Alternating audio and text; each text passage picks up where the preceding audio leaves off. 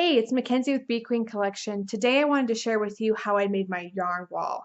This is a great way to store, organize, and display your yarn, especially if you have a lot like I do.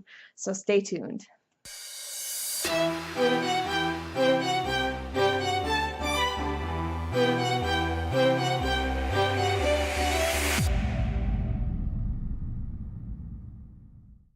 So what is a yarn wall? A yarn wall is a big piece of pegboard that I use to display, store, and organize all of my yarn. I have a lot of yarn, especially bare yarn, undyed yarn that I will be dyeing eventually. And so I needed a way to be able to see all of my yarn at one time and know exactly what I have in stock. This project is super awesome. It doesn't take that many tools or materials. It's very cheap. I think we built ours for under $30 or so, and it took us less than an hour or two to make. So it's really not that big of a project, but it will help your life a lot if you have a lot of yarn, especially if you're moving your yarn in and out often. I would be curious to know how other people store their yarn, especially if you're a dyer.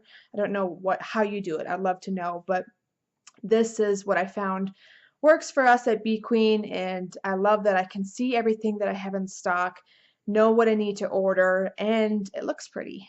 So let's get to it.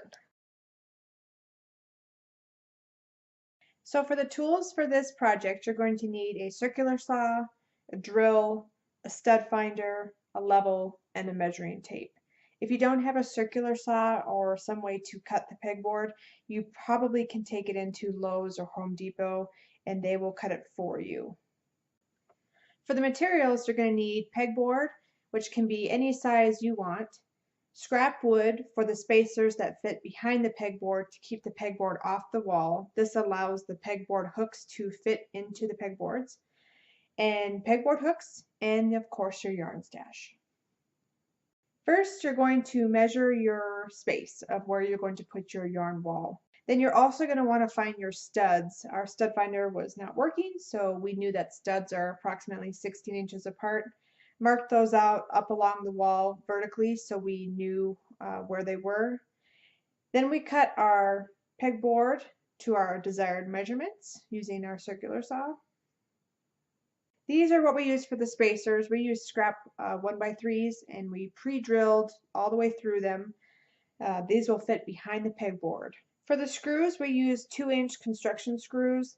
These were kind of a random screw that we had, but they worked really well because the head of the screw was big enough that it wouldn't fit through the pegboard holes. If you don't have screws like this, you could also just get washers to prevent your screws from going all the way through. Then we measured out and kind of aligned where we wanted our pegboard to make sure that we hit our studs, and we used a level. And this is how you put the spacers behind the pegboard. So you slip them behind the pegboard, take your drill, and then just drill all the way through. You should go right through the spacer into the stud. Then of course you're going to need your pegboard hooks. I got mine off of eBay. I got 10-inch hooks for, I think I got 50 hooks for about $20. I can put the link in the bottom of the video. And then to label each of my pegboard hooks, I just had simple tags that I had already, and I labeled all of them so I knew what yarn was on what. And this is how it looks. This is the finished pegboard with all of my bare yarn, or most of it, on each of the hooks. I love it. This has saved my life for organizing my bare yarn. Thank you guys for watching. I hope that this inspires you to create your own. And be sure to subscribe, and we'll see you next week.